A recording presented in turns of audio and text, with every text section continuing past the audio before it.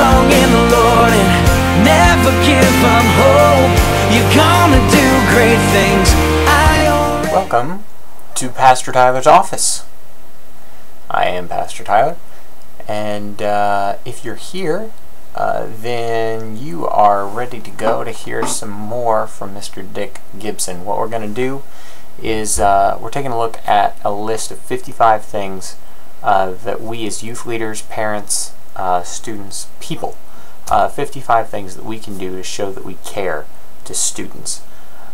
So without further ado, we're going to continue on. We covered the first 5 last week. This week we're going to cover the next 5. So here we go. Number 6 on Mr. Gibson's list is to notice absences and to follow up. Now, this is a difficult one for me to deal with because a lot of times students aren't necessarily completely responsible if they are absent or not. Sometimes, you know, we're having a family event, we can't come, gas is $800 a gallon, and so we had to sell the family farm just to get to work this morning. You know, different stuff comes up, and so it's not always the student's fault that they aren't there. Not saying it's the parents' fault either, it's just circumstances. And so if a student isn't there, it's not necessarily that they don't like you, that something is going wrong, that they just don't want to be there. It might have some other circumstances that surround it.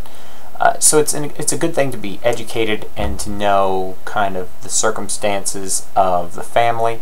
Try and keep in contact with the students so you kind of know what's coming up, if they've got a sporting event or if they've got a big family thing. But if you see somebody who hasn't been here for a couple weeks, send them a Facebook message, give them a call, text message them. You know, whatever we need to do just to make sure that they don't feel like they've been forgotten, they feel like they have been missed, and again, they feel like they belong. People want to know that if they're gone, somebody's going to notice.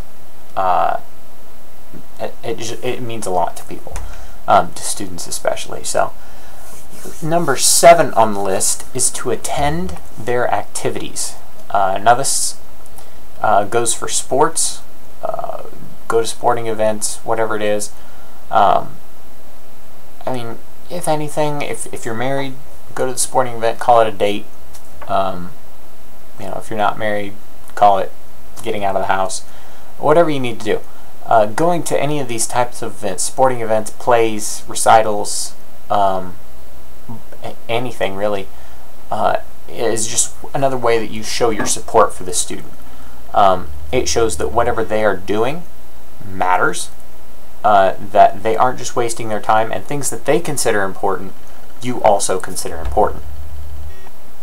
So that's really important. I'm going to quit saying important now. Number 8 is to recognize their accomplishments. If you find out somebody got first chair in the brass section of their band, that's a big deal, especially if they're in a really big band. So point that out. Notice that it's exciting.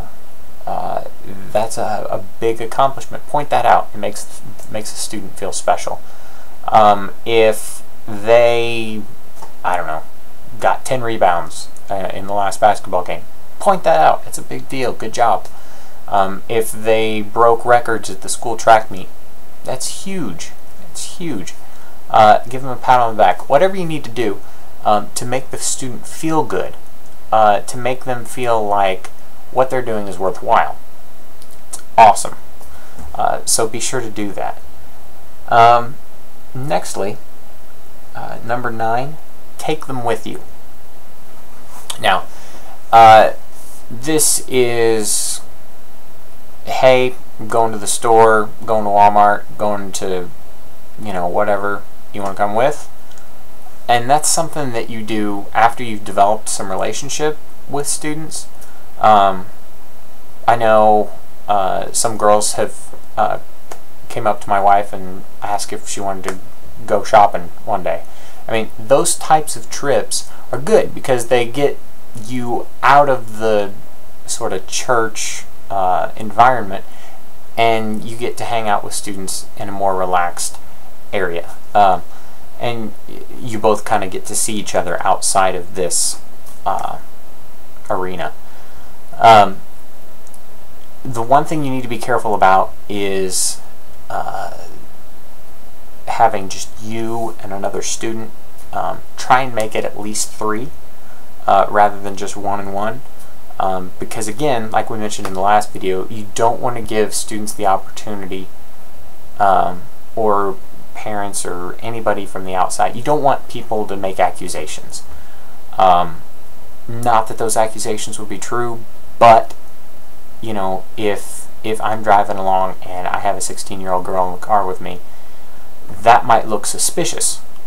Now, yes, I'm a youth pastor, but it still might look suspicious. So if I have a few kids in the car with me, it's, oh, okay, well, they're just going out on a youth outing. I mean, it's not as demanding, and you can save yourself a lot of hassle, a lot of worry, a lot of trouble, just by making sure that you keep an eye out for those type of situations. Try and avoid them to where it's just you and another person, especially somebody of the opposite sex.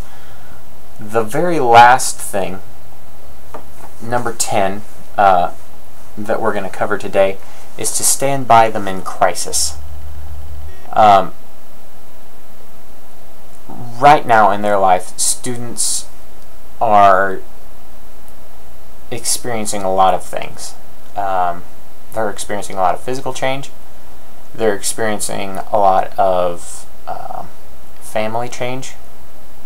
Even if their families are together and happy, which statistics say is not as common as it used to be.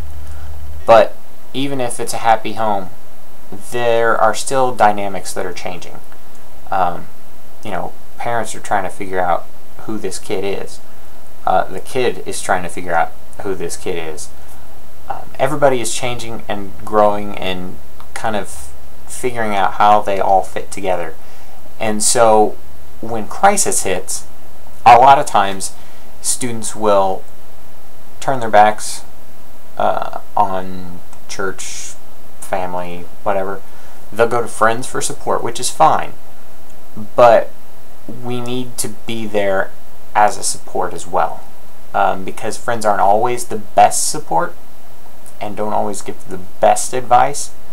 And so we as adults who care about the student need to be there as a lean-to, as somebody that the student can fall upon because their life is confusing and chaotic enough and they need some sort of stable personality that loves them no matter what. So whatever the crisis is, whether it's a breakup, whether it's the loss of a loved one, whether it's a bad grade, whether it's a cut from a sports team, whatever it is, we need to be there. We need to always be there, at least in spirit, at least emotionally, so that the student doesn't feel alone. They need to know that they're never alone, that they always have people who care about them, and always have a Savior who always loves them. So, hopefully this is beneficial for you. I tried to make this a little bit shorter so it's not as strenuous as the last one.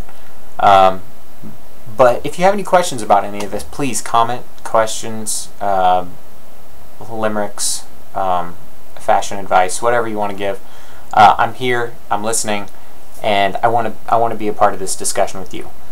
Because it's not just about me talking, because there are people out there that know a lot more than I do.